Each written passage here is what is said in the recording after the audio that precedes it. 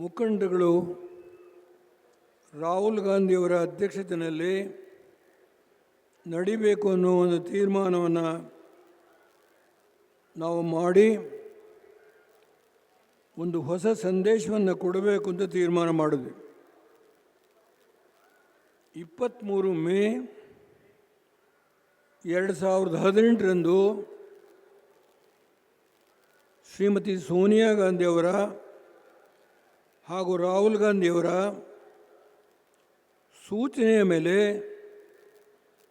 ಅಂದು ಎರಡೂ ಪಕ್ಷದ ಮುಖಂಡಗಳು ಸೇರಿ ಒಂದು ಮೈತ್ರಿ ಸರ್ಕಾರವನ್ನು ಮಾಡಬೇಕು ಅಂತ ತೀರ್ಮಾನ ಮಾಡಿದ್ರು. ಅದರ ಮೂಲ ಉದ್ದೇಶ ಈ ರಾಷ್ಟ್ರದಲ್ಲಿ ಒಂದು ಹೊಸ ಸಂದೇಶವನ್ನು ನಾವು ಕೊಡಬೇಕು ಅಂತ ಹೇಳಿ ತೀರ್ಮಾನ ಮಾಡಿದ್ವಿ. ಅಂದಿನ ಸಭೆಯಲ್ಲಿ ಶ್ರೀಮತಿ ಸೋನಿಯಾ ಗಾಂಧಿಯವರು, ರಾಹುಲ್ ಗಾಂಧಿಯವರು ಸೇರಿದಂತೆ ಈ ರಾಷ್ಟ್ರದ ಎಲ್ಲ ಪ್ರಾದೇಶಿಕ ಪಕ್ಷಗಳ ಮುಖಂಡರುಗಳು ಸೇರಿದಂತೆ ಅದನ್ನು ತಾವು ಗಮನಿಸಬೇಕು ಅಂತೇಳಿ ತಮ್ಮಲ್ಲಿ ವಿನಂತಿ ಮಾಡ್ತೇನೆ. ಚಂದ್ರಬಾಬು ನಾಯ್ಡು ಅವರಿರ್ಬೋದು, ಎಡಪಂಥೀಯ ಪಕ್ಷದ ಮುಖ್ಯಮಂತ್ರಿಗಳಿರ್ಬೋದು, ದೆಹಲಿಯ ಮುಖ್ಯಮಂತ್ರಿ ಇರ್ಬೋದು, ವೆಸ್ಟ್ ಬೆಂಗಾಲ್ ಮುಖ್ಯಮಂತ್ರಿ ಇರ್ಬೋದು, ಮಾಯಾವತಿಯವರಿರ್ಬೋದು, ಅಖಿಲೇಶ್ ಅವರಿರ್ಬೋದು, ಶರದ್ ಪವಾರ್ ಇರ್ಬೋದು, ಈ ರಾಷ್ಟ್ರದಲ್ಲಿ ನಾವೆಲ್ಲ ಒಂದುಗೂಡಿ ಇಂದಿರ್ತಕ್ಕಂಥ ಒಂದು ಅತ್ಯಂತ ಕೋಮುವಾದಿ ಸರ್ಕಾರ RSSನ ಒಂದು ಕಾರ್ಯಕ್ರಮ ಏನಿದೆ, ಹಿಂದೂ ರಾಷ್ಟ್ರವನ್ನು ಈ ದೇಶದಲ್ಲಿ ಎಲ್ಲರ ಮೇಲೆ ಹೇರಬೇಕು ಅಂತಕ್ಕಂಥ ಒಂದು ಏನು ಅವರ ಕಾರ್ಯಕ್ರಮ ಇದೆ, ಇದು ಹಿಂದೂ ರಾಷ್ಟ್ರ ಅಲ್ಲ, ಇದು ಎಲ್ಲ ವರ್ಗಕ್ಕೆ ಎಲ್ಲ ಧರ್ಮಕ್ಕೆ ಸೇರಿದಂಥ ರಾಷ್ಟ್ರ ಇದು ಅನ್ನೋದನ್ನು ಸಾಬೀತು ಮಾಡಬೇಕು ಅನ್ನೋ ಹಿನ್ನೆಲೆಯಲ್ಲಿ ನಾವೆಲ್ಲ ಸೇರಿದ್ವಿ. ಇಲ್ಲಿ ಈಗಾಗಲೇ ಹಾಲಿ ಮುಖ್ಯಮಂತ್ರಿಗಳು ಮಾತನಾಡಿದ್ದಾರೆ, ಮಾಜಿ ಮುಖ್ಯಮಂತ್ರಿಗಳು ಈಗಾಗಲೇ ಮಾತನಾಡಿದ್ದಾರೆ. ಪರಮೇಶ್ವರ್ ಅವರು, ಖರ್ಗೆ ಅವರು, ದಿನೇಶ್ ಗುಂಡೂರಾವ್ ಅವರು ಮತ್ತು ನಮ್ಮ ಕಾರ್ಯಾಧ್ಯಕ್ಷರಾದ ಖಂಡ್ರೆ ಅವರು, ವೇಣುಗೋಪಾಲ್ ಅವರು, ಹೀಗೆ ಎಲ್ಲ ಮುಖಂಡಗಳಿದ್ದಾರೆ, ಎಲ್ಲ ಮಂತ್ರಿಗಳಿದ್ದಾರೆ, ಗೌರವಾನ್ವಿತ ಶಾಸಕರಿದ್ದಾರೆ. ನಾನು ಹೆಚ್ಚು ಸಮಯ ತೆಗೆದುಕೊಳ್ಳೋದಿಲ್ಲ. ಒಂದು ಮನಸ್ಸಿಗೆ ನನಗೆ ನೋವಿದೆ. ಈ ರಾಷ್ಟ್ರದಲ್ಲಿ ಅವತ್ತೇನು 21 ರಾಷ್ಟ್ರೀಯ ಪಕ್ಷದ ಮುಖಂಡತ್ವದಲ್ಲಿ ಸೋನಿಯಾ ಗಾಂಧಿ, ರಾಹುಲ್ ಗಾಂಧಿಯವರ ಮುಖಂಡತ್ವದಲ್ಲಿ ಸುಮಾರು 21 ಪ್ರಾದೇಶಿಕ ಪಕ್ಷಗಳು ಸೇರಿದರು. ಈ 21 ಪ್ರಾದೇಶಿಕ ಪಕ್ಷಗಳು ಸೇರಿದಾಗ ಮೋದಿಯವರಿಗೆ ಸಹಿಸ್ಕೊಳ್ಳಿಕ್ಕಾಗಲಿಲ್ಲ. ಅಲ್ಲಿಂದ ಪ್ರಾರಂಭ ಮಾಡಿದರು. ಮಹಾಗಠಬಂಧನ್ ಅವರ ವ್ಯಾಖ್ಯಾನ ಮಿಲಾವಟ್. ಎಷ್ಟು ಕೆಟ್ಟ ಶಬ್ದಗಳಿಂದ ವ್ಯಾಖ್ಯಾನ ಮಾಡ್ತಾರೆ ಅಂತ ಹೇಳಿದರೆ, ಈ ರಾಷ್ಟ್ರಕ್ಕೆ ಕಾಂಗ್ರೆಸ್ಸು 130 ವರ್ಷ ತಾನು ಕೊಟ್ಟಿರ್ತಕ್ಕಂಥ ಕೊಡಿ ಏನಿದೆ ಅನ್ನೋದನ್ನು ಕಿಂಚಿತ್ತು ಗಮನದಲ್ಲಿಟ್ಕೊಳ್ದೇನೆ ಎಲ್ಲ ನಾನೇ ಮಾಡ್ತಾ ಇದ್ದೇನೆ, ನಾನೇ ಮಾಡಿದ್ದೇನೆ, ಸರ್ವಸ್ವನು ನಾನೇ ಮಾಡಿದ್ದೇನೆ, ಮನಸ್ವೇಚ್ಛೆ ಮಾತನಾಡ್ತಾರೆ. ಸೂಕ್ಷ್ಮ ಗಮನಿಸಿದ್ದೇನೆ. ನಾನು ವೇಣುಗೋಪಾಲ್ ಅವರಿಗೆ ಈ ಒಂದು ರಾಹುಲ್ ಗಾಂಧಿಯವರ ನೇತೃತ್ವದಲ್ಲಿ ನಡೆಯತಕ್ಕಂಥ ಕಾರ್ಯಕ್ರಮದಿಂದ ಹೊಸ ಸಂದೇಶವನ್ನು ಮತ್ತೊಮ್ಮೆ ಈ ದೇಶಕ್ಕೆ ಕೊಡ್ತೇವೆ ಅಂತೇಳಿ ನಾನು ಅವರಲ್ಲಿ ವಿನಂತಿ ಮಾಡಿ ಇಂದು ಬೇರೆ ಕಡೆ ಇದ್ದಂಥ ಕಾರ್ಯಕ್ರಮವನ್ನು ಬದಲಾವಣೆ ಮಾಡಿ ಇಲ್ಲಿಗೆ ರಾಹುಲ್ ಗಾಂಧಿಯವರು ಬಂದಿದ್ದಾರೆ. ನಾನು ಅವರಿಗೆ ನಿಮ್ಮೆಲ್ಲರ ಪರವಾಗಿ ಹಾರ್ದಿಕವಾಗಿ ಅವ್ರನ್ನ ಅಭಿನಂದಿಸ್ತೇನೆ.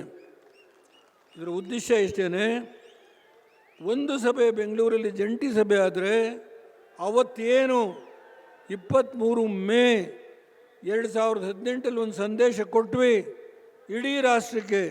ಅಷ್ಟೇ ಅಲ್ಲ, ವಿದೇಶಿ ಮಾಧ್ಯಮಗಳು BBC ಕೂಡ ವ್ಯಾಖ್ಯಾನ ಆಯಿತು, ಒಂದು ಹೊಸ ರಾಜಕೀಯ ಒಂದು ಶಕ್ತಿ ಪ್ರಾರಂಭ ಆಯಿತು ಅಂಥೇಳಿ.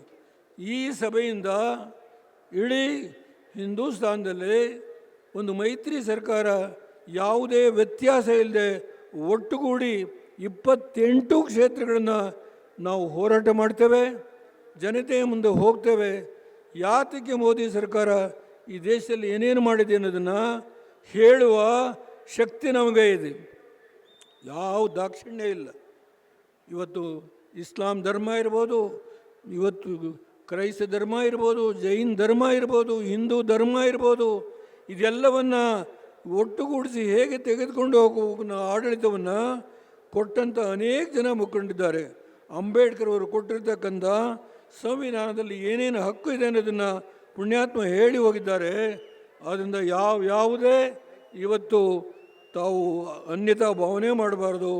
ಇವ್ರನ್ನ ಕರೆಸಿರ್ತಕ್ಕಂಥದ್ದು ಒಬ್ಬ ಮುಖಂಡರು ಇಡೀ ಇವತ್ತು ಏನು ಪ್ರತಿದಿನ ಅವರು ಮೋದಿಯವರು ಎಷ್ಟು ಕಾರ್ಯಕ್ರಮ ಮಾಡ್ತಾ ಇದ್ದಾರೆ, ಅದಕ್ಕೆ ತತ್ಸಮಾನವಾಗಿ ನಾನು ಈ ದೇಶದಲ್ಲಿ ನಾನು 100 ಕಾರ್ಯಕ್ರಮಕ್ಕಿಂತ ಹೆಚ್ಚು ಮಾಡ್ತೇನೆ. ಈ ಒಂದು ಪೈಪೋಟಿಯ ಒಂದು ರಾಜಕೀಯದ 2 ರಾಷ್ಟ್ರೀಯ ಪಕ್ಷಗಳ ಹೋರಾಟದಲ್ಲಿ ನಾವು ಅವರಿಗೆ ನೆರವಿಗೆ ನಿಲ್ಲೋಣ. ನಿಂತು ಈ ಮೋದಿಯವರ 5 ವರ್ಷದ ಆಡಳಿತ ನಾನು ತುಂಬ ಮಾತನಾಡಬಲ್ಲೆ, ದಯಮಾಡಿ ಕ್ಷಮೆ ಕೇಳ್ತೇನೆ. ಕಾಶ್ಮೀರದಲ್ಲಿ 282 ಸ್ಥಾನ ತೆಗೆದುಕೊಂಡಂಥ ಈ ರಾಷ್ಟ್ರದ ಭಾರತೀಯ ಜನತಾ ಪಾರ್ಟಿ ನಡ್ಕೊಂಡಂಥ ರೀತಿ 3.5 ವರ್ಷ 144ನೇ ವಿಧಿಯನ್ನು ಇವತ್ತು ಅಲ್ಲಿ ಮಂಜೂರು ಮಾಡಿ ಪ್ರತಿದಿನ ಎಲ್ಲ ಯುವಕರು ಹೋರಾಟ ಬೀದಿನಳಿಗೆ ಆರ್ಟಿಕಲ್ 144ನೇ ಸೆಕ್ಷನ್ ಜಾರಿ ಮಾಡಿ ಇವತ್ತು ಏನಾಗಿದೆ ಅನ್ನೋದ್ರ ಬಗ್ಗೆ ನಾನು ತುಂಬ ಮಾತನಾಡಬಲ್ಲೆ. ಕಾಶ್ಮೀರದಲ್ಲಿ ಶಾಂತಿ ನಾಶ ಆಗೋಯಿತು. ಅದಕ್ಕೆ ಯಾರ ಕಾರಣ ಅನ್ನೋದ್ರ ಬಗ್ಗೆ ವಿವರಣೆ ಕೊಡಬಲ್ಲೆ. ಇವತ್ತು ರಾಹುಲ್ ಗಾಂಧಿಯವರು ಮಾತನಾಡಬೇಕು. ತಾವು ದಯಮಾಡಿ ಕೈ ಮುಗಿದು ಪ್ರಾರ್ಥನೆ ಮಾಡ್ತಾನೆ. ಈ ಮಾಧ್ಯಮ ಸ್ನೇಹಿತರಿಗೆ ಇವತ್ತು ಏನು 23 ಮೇ 2018ರಲ್ಲಿ ಹೊಸ ಸಂದೇಶವನ್ನು ದೇಶಕ್ಕೆ ಕೊಟ್ಟಿದ್ದೇವೆ. ಇವತ್ತು ಅವರ ನಾಯಕತ್ವದಲ್ಲಿ ನಾವೆರಡೂ ಪಕ್ಷದ ಮುಖಂಡಗಳು ಸೇರಿ ಅದೇ ಒಂದು ಪ್ರತಿಜ್ಞೆಯನ್ನು ಮಾಡಿ ಕರ್ನಾಟಕದಿಂದಲೇ ಇವತ್ತು ದೇಶಕ್ಕೆ ಈ ಮೈತ್ರಿ ಸರ್ಕಾರ ಹೇಗೆ ನಡೆಯುತ್ತೆ ಅನ್ನೋದನ್ನು ಸಾಬೀತು ಮಾಡಿ ಈ ಚುನಾವಣೆಯಲ್ಲಿ 28 ಕ್ಷೇತ್ರಗಳಲ್ಲಿ ಹೋರಾಟ ಮಾಡ್ತೇವೆ ಅನ್ನೋ ಮಾತನ್ನು ಹೇಳಿ ನಾನು ಮಾಧ್ಯಮ ಸ್ನೇಹಿತರಿಗೆ ತಿರುಚೋದು ಬೇಡ, ಕೈ ಮುಗಿದು ಮಾಡ್ತೇನೆ. ಮಿಲಾವಟ್, ನಾವೆಲ್ಲರೂ ಭ್ರಷ್ಟರು. ಈ ದೇಶದಲ್ಲಿ ಲೂಟಿ ಮಾಡಿರ್ತಕ್ಕಂಥವ್ರು ನಾವೆಲ್ಲ ಒಂದು ಕಡೆ ಸೇರಿ ಹೋರಾಟ ಮಾಡ್ತಾ ಇದ್ದೇವೆ ಅನ್ನೋ ವ್ಯಾಖ್ಯಾನ ಪ್ರತಿನಿತ್ಯ ನಾನು ನೋಡ್ತಾ ಇದ್ದೇನೆ. ಇದಲ್ಲ ಅನ್ನೋದನ್ನು ಸಾಬೀತು ಮಾಡ್ತೇವೆ ಅಂತ ಹೇಳಿ ಈ ಸಂದರ್ಭದಲ್ಲಿ ಹೇಳಿ ಮತ್ತೊಮ್ಮೆ ರಾಹುಲ್ ಗಾಂಧಿಯವರು ಬಂದು ಈ ಸಭೆಯಲ್ಲಿ ಇವತ್ತು ಜಂಟಿ ಸಭೆಯ ಒಂದು ಕಾರ್ಯಕ್ರಮದಲ್ಲಿ ಭಾಗವಹಿಸಿದ್ದಕ್ಕೆ ನಾನು ಎಲ್ಲ ಮುಖಂಡಗಳ ಪರವಾಗಿ ಅವರಿಗೆ ಅಭಿನಂದನೆ ಸಲ್ಲಿಸ್ತೇನೆ. ಸರ್ವರಿಗೆ ನಮಸ್ಕಾರ. ಜೈ ಹಿಂದ್, ಜೈ ಭಾರತ್.